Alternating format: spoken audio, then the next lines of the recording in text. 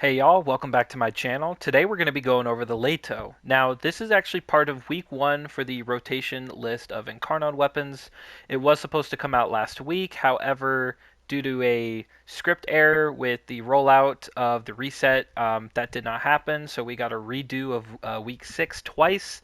So now we're back in rotation, back to week 1, and I decided to go with the Lato, and I couldn't be happier. This weapon is fantastic, so let's get into the build. So starting off with the evolutions for this build, I went with Heaven Foray. Now in this, demonstration, I will be using Hildren just to kind of show you the damage with the overshields. If you want to use the other one, that's fine.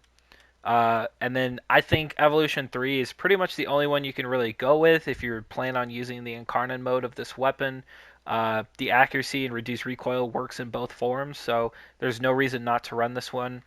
And then I plan on actually just using this weapon normally. I don't really like the whole hot swap into the weapon. I feel like if I'm going to be, swapping to my weapon, then I might as well just reload my primary and, you know, do way more damage with that. Because even though this weapon does good damage, it's not going to compare to, some of the other Incarnate primaries. So keep that in mind.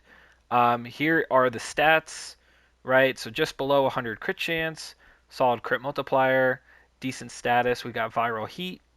And then in the Incarnon mode, we have over 100% status, 6.3, and 48 status. Very solid all around.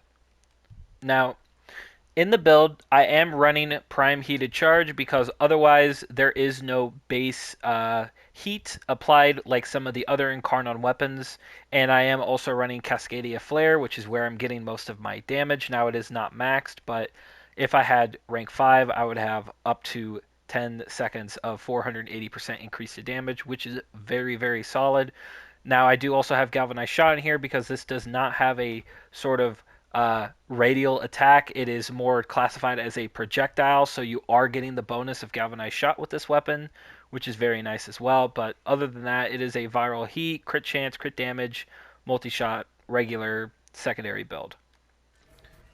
So just to show you how strong this is, I've got my overshields, I've got it primed here, and even though they have a little bit of armor missing, we've got it primed here.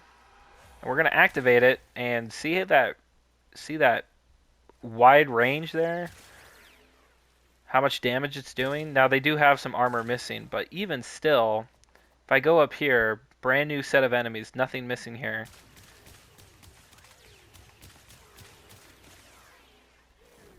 It's very strong. It's very good. And you've got 24 shots, which is very nice. Very respectable for a secondary there. Very easy to prime. But yeah, I'm a big fan of this weapon. I think it's outstanding. And if you want to do that hot swap build, that works for you, go for it. I just personally don't see myself doing that. Um, there's already enough to remember in this game. It's not something I want to play around personally. I think it's just more fun to just kind of use that weapon specifically in its own right. But I think the way they did it with the Vasto makes sense. I mean, you could probably potentially just kind of delete Acolytes if you do it that way, because you are getting a whole lot of crit chance and big bonus to base crit damage. So it's nice, but not something I'm interested in. But as you can see here, even without the Incarnon mode, it still does pretty decent damage. Once you get the Cascadia Flare activated here. Very good fire rate too. Now this is obviously a no Riven build too, and you're seeing how well this weapon performs at level 190 heavy gunners. It's very solid. And I'll show a quick clip of me unlocking the evolutions in Steel Path here and how well it did there. Now in this clip, I actually don't even have the 4th evolution unlocked, and look at this. I'm still hitting oranges and I didn't even have the 4th evolution unlocked. I'm working on the 3rd one. It's pretty crazy.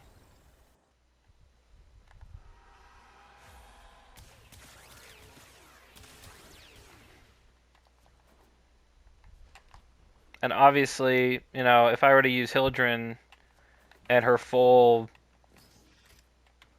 masterful state here and I strip all their armor, this thing is just gonna, you know, just delete them. Obviously, they have no armor. It's very strong.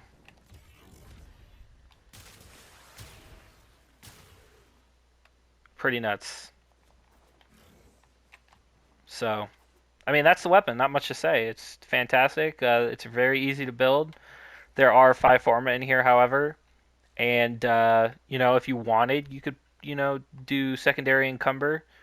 You could use this as a pretty decent primer and then go in for a melee. It's personally, you know, however you want to play. But for me, I kind of like just seeing them pop around there with the heat procs, and it works for me. And as you can see, it's quite strong. So yeah. And that brings us to the end of the video. Thank you so much for watching. Again, this might be one of my shorter reviews. There's not a whole lot to say about this pistol. It's extremely solid. It does well at what it's trying to do, and that's it. Stay tuned for this week as well. I will be reviewing the kunai later. Not exactly sure what day I decide to actually do it. I have been streaming some other games. If you've seen, I see a lot of you guys pop in and say hello. I really appreciate that. Started playing Diablo. I've been having a blast playing that. So if you want to check in and watch me play it live, I might be going live later today or possibly tomorrow. But once again, thank you so much for watching the video, and peace out.